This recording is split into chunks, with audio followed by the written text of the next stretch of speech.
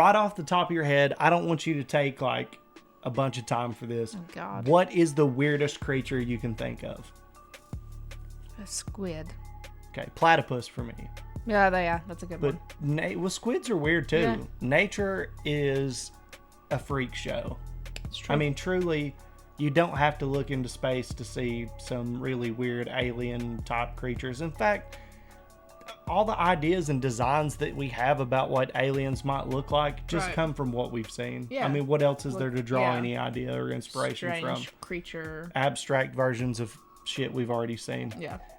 I would have to say, given what we've seen from Casual Geographic, he could probably come up with some natural disasters in a different sense that we don't know about. Every time we watch one of his videos, he's teaching me shit. It's true. It's You true. know. He knows a lot about animals. Yes. Yeah. So he has a new video out called When Nature Gets a Little Too Creative. Okay.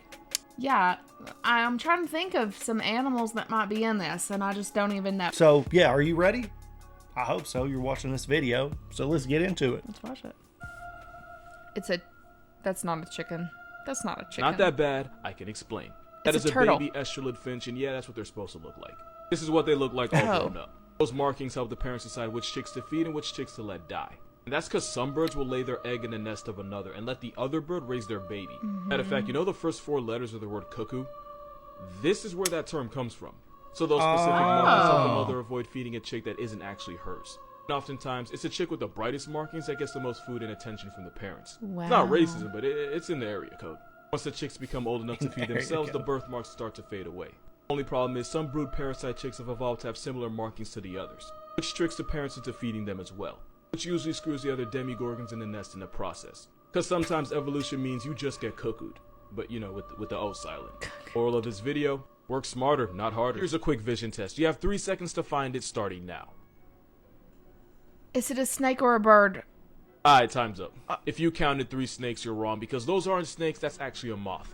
Specifically, it's an Atlas moth. And at almost 10 inches long, Oh. they're one of the largest ones out there. They're one of those animals nature told to f off, because in their adult Dude. form, they can't eat because they don't have a mouth. Once they're fresh out the cocoon, they only live off whatever fat they already stored. Their only purpose in life is to make more of themselves and nothing more. Which is why nature's Xerox will just sit in one spot and wait for a male to come along and do his part, just so the female can lay her eggs and die.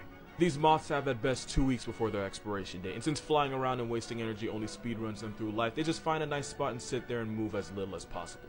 So to protect themselves and eventually the eggs they lay, they use their wings to cosplay as snakes to scare off anything that could be a threat. By the time their life trial ends, their eggs are ready to hatch and continue the generational jihad that is their existence. If God has favorites, this moth ain't one of them. Don't scroll. Damn. I can explain. It's not what it looks like, but it might be worse. It's actually a marine bristleworm called a polychaete. This deep-sea worm was pulled from the bottom of the ocean by a fisherman who swore this demonic garden hose was smiling. The worm then proceeded to turn its face inside out.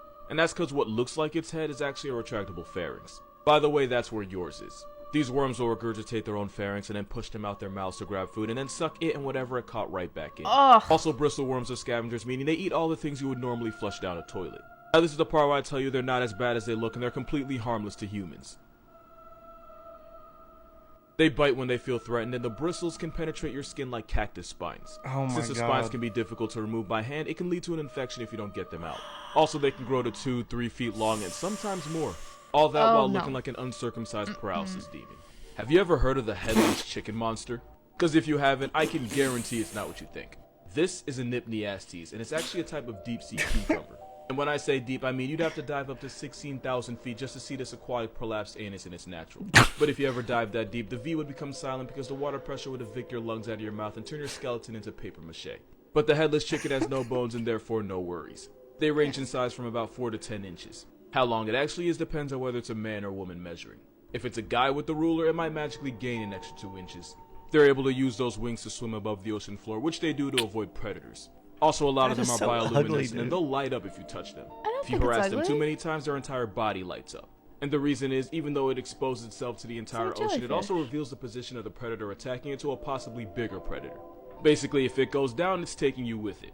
Which is pretty creative, considering most cucumbers just eat their organs out their anus and use the emotional damage as a security blanket. The more you know. I do not care. The blobfish is ugly in any form. So let me see if I got this right. You and me, we do a collab together. We make a nice little video, you know, for the people. and then you turn around and slander my child? Bet. This thing looks like an anxiety attack. Looks like ADHD on DMT. It's an identity crisis come to life. That is the look of an animal tragically unaware of its purpose in the world. Can someone please explain to me how a fish that lives underwater still manages to find a way to have chapped lips?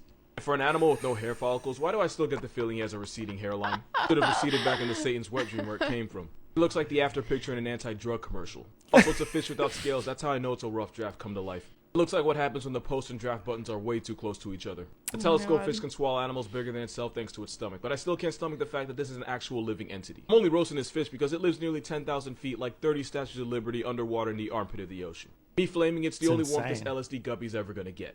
Also, the way they reproduce is by non-guarding pelagic spawning, meaning they just spunk it up in the ocean and hope it hits the right thing, like a degenerate. Also, blobfish only look like that when you kidnap them from their home. This thing looks like Nemo's paralysis demon 24/7. I didn't want to do any of this, but you clearly did. This animal's proof that nice guys don't always finish last. This is a Gelato Baboon. It's the world's most intimidating vegan, and they can roll in groups of up to 600. That is the Gelato Baboons. And usually it's the biggest, meanest monkey that earns the right to mate with all the females in the area. But researchers found that oftentimes females will slip away and hook up with the less aggressive, lower-ranking beta males. Now, if they get caught, it gets ugly for everyone involved. So to avoid getting found out, the gelatos will suppress the mating noises they usually make to avoid drawing attention to themselves. Since these gelatos will typically make these loud cries in the act, you know it's the quiet couples that be doing something they ain't supposed to be doing. I don't think that just applies to monkeys, but that's besides the point. The beta male will only fix the female's plumbing when he's at least 70 feet away from the dominant male. Researchers also found that cheating couples that were caught and confronted ended up doing it again but being more secretive about it. And it turns out females are starting to lose interest in the hyper-aggressive alpha macho males and paying more attention to the nicer, respectful beta males. Again, we could easily not be talking about monkeys here. And apparently these nicer males will do things like groom her and even babysit the children of other monkeys just to earn her approval. Moral of this video? Can't call it simping if it works. This panda finessed everybody by pretending to be pregnant, and here's how. Pandas are horrendously bad at being themselves. So when a panda gets pregnant, the zoo will do everything in its power to make sure the little panda fetus lives long enough to actually be born. So when a panda at the Chengdu research base is expecting, she gets her own air-conditioned room, 24/7 care, and extra fruits, bamboo, and bugs. And when a 6-year-old female was expected to add another panda to the population, they did a live broadcast just so people could watch. Because I guess some people are into that. Except it never happened, because she was never pregnant. Even though for 2 months she had all the signs of being pregnant, including eating more and moving around less. Some experts believe these barcode bears will purposely continue these pregnancy behaviors if they notice it gets some special attention. And with her quality of life improving, she wasn't about to give that up. In her defense, there is a reason for this. Pandas have one of the shortest windows to get pregnant. I think it's something like 72 hours out of the whole year. Like out of 365 days, pandas only have one long weekend to get it done. Since pandas have such a small opportunity to have kids, they'll prepare for a baby just in case. Which doesn't really cost them much because again, preparing just means eating more and doing less. So what people think happened is that hormones made the she panda instinctively get ready for a baby that wasn't there. But when she realized the world was better to her when she did, she just kept it up. I can't say I blame her, I've seen people lie worse to get less. This is why you don't fly drones in Australia. That bird. Oh. One of the biggest threats to an Australian way of life is the wedge-tailed eagle. They're the largest birds of prey down under and can have a wingspan of 7.5 feet, which makes this bird a Yao Ming long. One of these steroid tweeties allegedly had a wingspan of over 9 feet, and I'm only saying allegedly for my own mental health. They're insanely territorial and will attack virtually anything with a pulse. That includes this man's $80,000 drone that got falcon punched out of the sky. That's an NYU tuition's worth of drone that got put in a pack. These birds have been known to run fades with sheep, kangaroos, dingoes, 18-wheelers, children. If there wasn't a picture, nobody'd ever believe it. And if you ever go paragliding in Australia, just know you're playing Russian roulette with a shack-sized Jurassic reject. Moral of this video, Australia is just Satan's jungle gym. If I gave you 100 guesses, you still probably wouldn't guess the animal that cost this man his leg.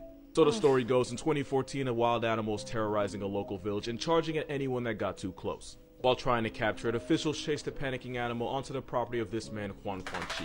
The animal immediately attacked him, brutally mauling him, and at one point crushed his right leg in its jaws. Juan described the mauling as easily the most painful thing he had ever experienced in his life. Villagers were able to get the beast off him, and the man was rushed to the hospital where he underwent 7 hours of surgery to save his leg, which looked like it was hanging on by a thread. Even after 8 surgeries and months in the hospital, Juan was told that there was a chance his leg would still have to be amputated. All that because he picked the wrong day to be near a panda. Yeah, a panda did this. Side note, I feel like y'all forget that panda bears are still very much bears. But what you might not know is because pandas spend 10 to 16 hours of their lives eating bamboo every single day, they have some of the strongest jaws of any mammal. For reference, it's the same reason gorillas technically have a stronger bite than grizzlies. And it's why a motivated panda can make your arm see-through. And because bears usually go for the lower body, panda fades have resulted in torn ligaments, broken ankles, broken legs, and even ruptured tendons. Moral of this video, never trust an animal with the color scheme of a barcode, they're usually on demon timing. Friendly reminder that no matter how bad life gets, you will never be this snail. This is Jeremy. Jeremy was a garden snail with a mutation that made his shell coil to the left instead of the right. And because his organs were also in the wrong direction, he couldn't mate with other snails. And scientists spent years, like actual years, trying to find another lefty snail so Jeremy wouldn't have to die alone. No. There was even a viral hashtag lefty snail to help find Jeremy another. Eventually they found 2 possible options, one from England, one from Spain, all with the same 1 in a million lefty mutation. But then the 2 snails ignored Jeremy and started mating with each other instead. In people's terms, it's like if The Bachelor ended in an orgy that he wasn't invited to. The 2 snails made about 300 babies together, and Jeremy was responsible for exactly none of them. Eventually, Jeremy was able to find another partner, and this time he did make it to the end zone. Then he died, and none of his 56 alleged children had his mutation. I say alleged because it turns out his partner actually mated with snails before him, so we have no way of knowing how many of the children were actually his. Oh, no. Rest in peace, Jeremy, because God Jeremy. knows he didn't get to when he was alive. Poor Jeremy. Poor Jeremy, dude. What the fuck? That would suck so badly. He goes, he's like, this is my chance. Finally, I'm gonna score. This is gonna be the greatest day of my life. Well, he technically did score. He just... No, he didn't score the first time. Oh, That yeah, first time the other dude scored, and he was just like, Poor BB. I mean, they still got the same outcome they wanted, right? but what hideous animals? Snails? Oh my god, no, I'm talking about that fish. That weird ass fish that he was talking all that shit about. I mean, that thing is horrendous, dude. It looks like if a fish, like, with hair stuck its finger, which doesn't have a finger, in a socket. Yeah. Yeah. It would have to have, like, the Hulk Hogan skull. Yeah. Like, the And sides then it was all still frayed. there. But even, like, it's like, what do you call it? Skin? Yeah. Yeah. So gross. And so then that weird. moth, that was crazy. Sad. Yeah. The bird at the beginning of the video was very creepy. The little baby chicks with their mouths. Oh, yeah. It was very weird. What about that hawk? Right? Was that a hawk or an eagle? That was a hawk, A right? hawk, I think. Yeah. Dude, I've seen the video of the guy on the glider thing, and they're like Is coming that after the him. same hawk from Rescuers Down Under? I don't know. If you're old enough to remember that Let movie. us know. I was obsessed Curious with that about movie. that. Yeah, Casual Geographic once again That bringing. nasty thing that turned its throat inside out. Oh yeah. Got you.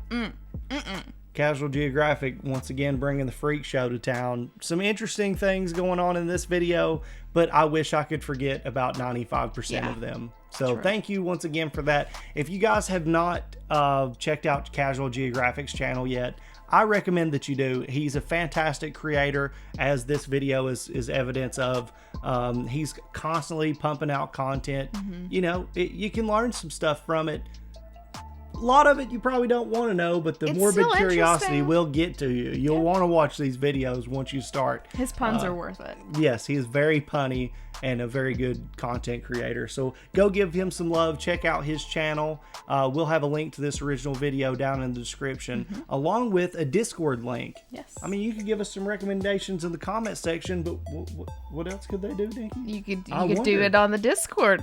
Or you can join our live streams every Monday and Thursday at 6:30 Eastern Standard Time. That's right, and you can talk to us there. We're going to be doing some community games with people on our Discord and live streaming, so you can be a part of the show. Come hang out with us. But we do appreciate you watching this video. You can give us a like, you can subscribe to our channel. All that would be great, but it's awesome that you check this one out. Yeah. We'll see you in the next one. See you.